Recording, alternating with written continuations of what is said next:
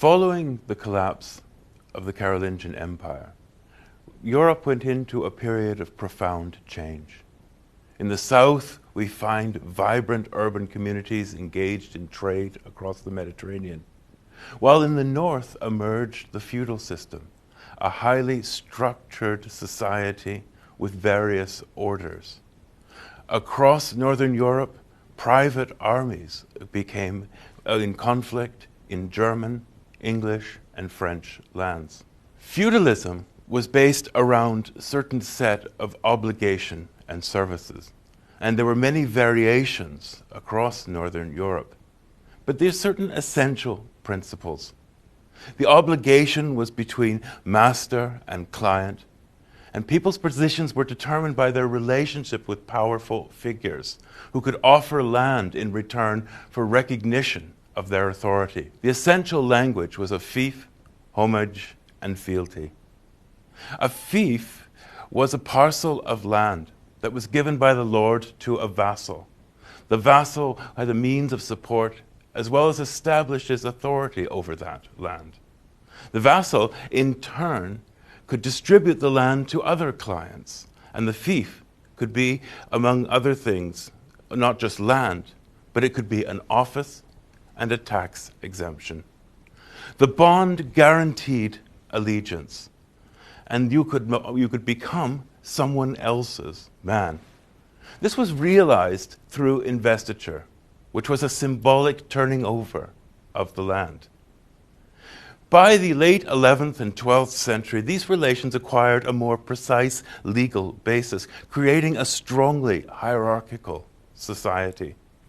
The vassal's chief obligation was military service, and feudal society became highly military in nature, as we'll have a chance to talk about. This posed order and structure after this collapse of the Carolingian Empire, and it was an institutional structure. This norm was established by the end of the 11th century. The norm established by the end of the 11th century was 40 days of service. But by the 12th century, a new idea emerged among the feudal knights that provided them with a sense of fraternity. Essentially, it evolved the idea that no knight should lose his honor by taking advantage of another knight. Knights would fight fairly, not in ambush or in treachery, but on an open field of combat. A knight who was captured would be held for an honorable ransom. They would be about renown and glory. Tournaments became important and popular events, although they were condemned by the church for their ritualized violence. Knights were a class of soldiers, and the church responded by cultivating the role of a chivalric knighthood. And these chivalric or chivalrous knights fought for the honor of the church and for the faith and to defend the poor.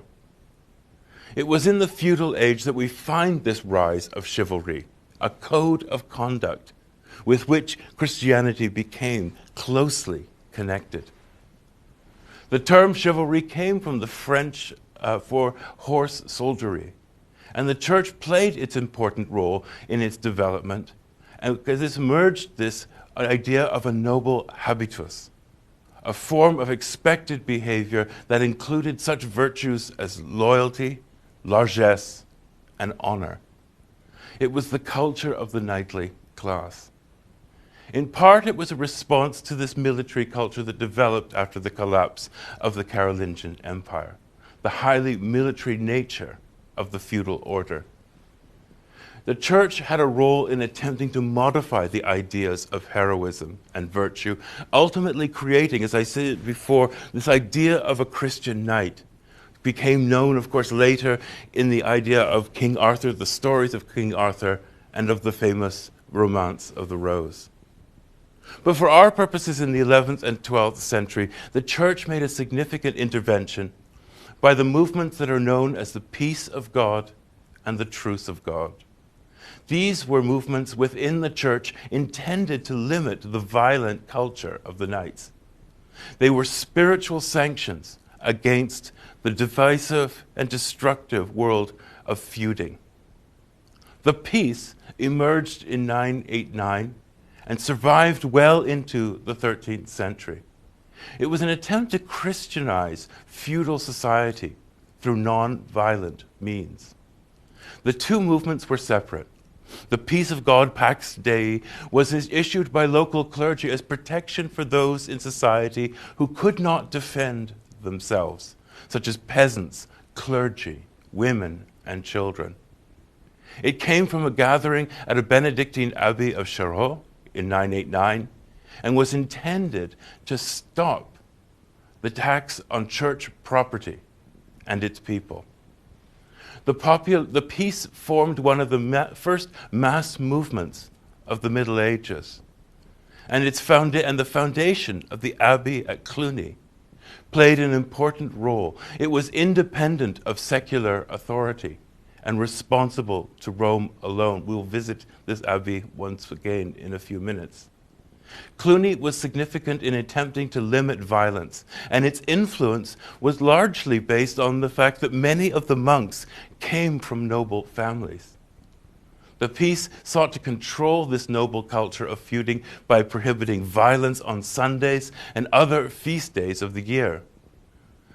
The Truce of God emerged from Normandy and France and had many of the same intentions. It sought a temporary cessation of violence. The truce confirmed the peace for churches, clergy, and those, for instance, at work in fields who were vulnerable to attack. And it extended the number of days on which it was forbidden to fight. The truce quickly spread across the German lands and into Italy. By the beginning of the 11th century, knighthood in Northern Europe became increasingly Christian. Its rituals of initiation were a common part of entry into an order. Such practices as confession, prayer, vigils, and the placing of armor on altars. Also, Christian insignia was worn on the armor itself. The idea of the Christian knight emerged in the 12th century, and the chivalric ethic sought to Christianize the military class in Europe. But at the same time, it also militarized the church, and this would lead to the culture of the Crusades.